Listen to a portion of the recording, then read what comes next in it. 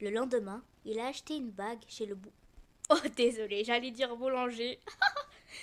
Oh, maintenant il y a un nouveau style de bague, les bagues au croissant. C'était la minute fou rire. Bref, reprenons les amis. Le lendemain, il oh, acheta une bague chez le bijoutier. Oh, qu'est-ce que j'ai aujourd'hui? Et pendant leur dîner au restaurant, il tenta de lui avouer. La vue est belle, non? Commença-t-il. Oui, c'est vrai, dit-elle. Tu es plus belle, dit-il. Oh, merci. À ce propos, j'ai un truc à te dire. Quoi donc? Il sortit la bague et disa. Veux-tu m'épouser? Elle souria et disa. Avec joie. 2 semaines plus tard, ils se marièrent. Les parents de Solène étaient si fiers d'elle et Ernest si heureux. Nous allons avoir de beaux enfants, disa le futur marié.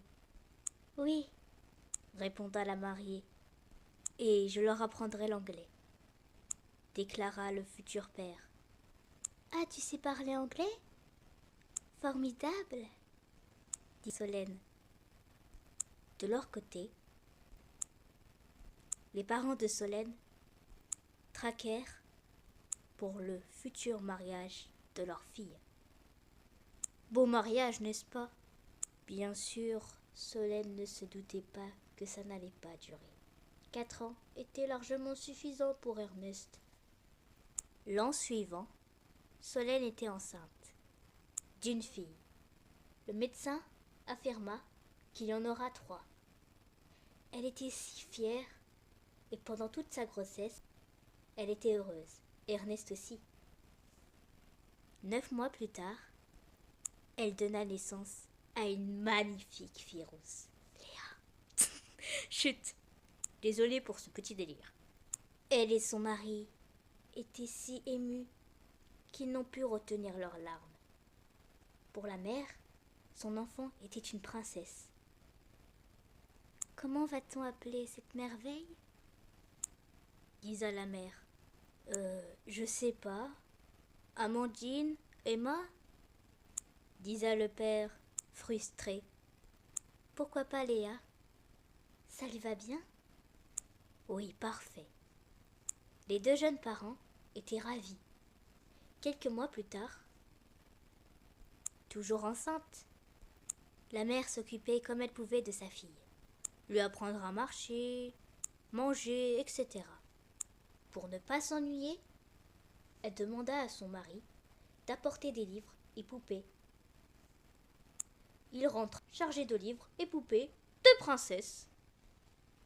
Oh, j'avais dit que c'était une princesse. Mais là, tu n'exagères pas trop, là, disa la mère, en blaguant. C'est bien de blaguer. Oui, mais je veux que ce soit une bonne princesse, pas une chipie. Ils rigolèrent, tous les deux. En effet, dès son plus jeune âge, Léa était fascinée par les princesses. Sa mère lui racontait des histoires de princesses quand elle pleurait. L'an suivant, elle mit au monde son portrait craché. Le père, en la voyant, se dit « Elle ressemble à sa mère. Les mêmes cheveux blonds, les yeux verts magnifiques. Comment on l'appelle, chérie ?»« Et toi, comment veux-tu qu'on l'appelle ?» répondit la mère.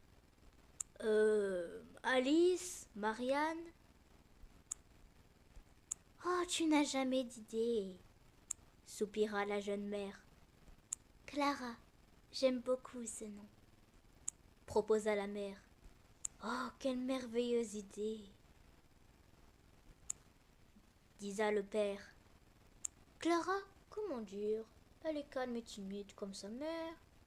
Elle aime le violet et le bleu chine, beaucoup sa mère, que quand elle sera grande, elle fera le même type de coupe de cheveux. L'an suivant, pendant sa dernière grossesse, sa mère était si fière d'avoir mis au monde 2 jolies filles. Ils vivaient une belle vie. Les 2 donnaient dans 2... Oh. Les deux dormaient dans deux lits confortables et les parents dans un grand lit. Le père travaillait bien et rentra. Une vie confortable.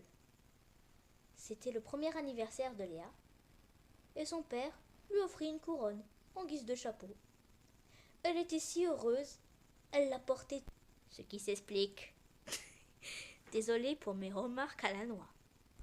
Enfin, la mère mit au monde son dernier enfant. Celle-ci avait de beaux cheveux noirs, un beau sourire. Son père empêchait de craquer, comme il n'allait pas la voir pendant longtemps. Il lui chatouilla le ventre. Son rire faisait craquer son père.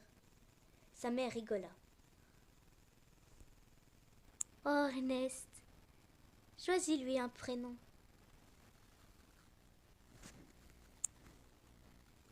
Oh, je sais pas. Ah, moi non plus. C'est pas grave. On y réfléchira après. Oh, Miskina. Bon, désolé pour mes remarques. Quelques mois plus tard, la mère enseignait les coutumes du pays à ses enfants, leur racontait des histoires, etc. Léa jouait à la princesse avec sa mère et ses sœurs, Clara à la dinette, et leur dernière fille à dessiner. Mais il n'y avait pas que ça, elle faisait aussi beaucoup de trucs. Solène disait qu'un jour, Léa sera une princesse. Clara, une magnifique femme, et la cadette, elle ne savait pas. Oh, Miskina! Décidément, elle se fait vraiment rejeter. Désolée pour mes remarques. Mais ce qui était sûr, c'est qu'elle aimait son pays. Au point d'aimer ce qui les habits et les éléments qui distinguaient les Français. Baguette, pull à rayures, foulard, chapeau de peintre. Alors sa mère se rappelle d'une femme qui représentait la France. Marianne. Donc, elle l'appela Marianne. Mais bon, il vivait paisiblement. Une vie banale, quoi. Bref, c'était bien. Cependant, Ernest venait de finir son stage. Ou son mini-stage. Et décidait de tout abandonner. De laisser de l'argent qu'il a récolté pendant 4 ans à sa femme et de repartir au Canada. Mais comment annoncer la nouvelle? Un soir, Léa jouait à la poupée quand elle entendit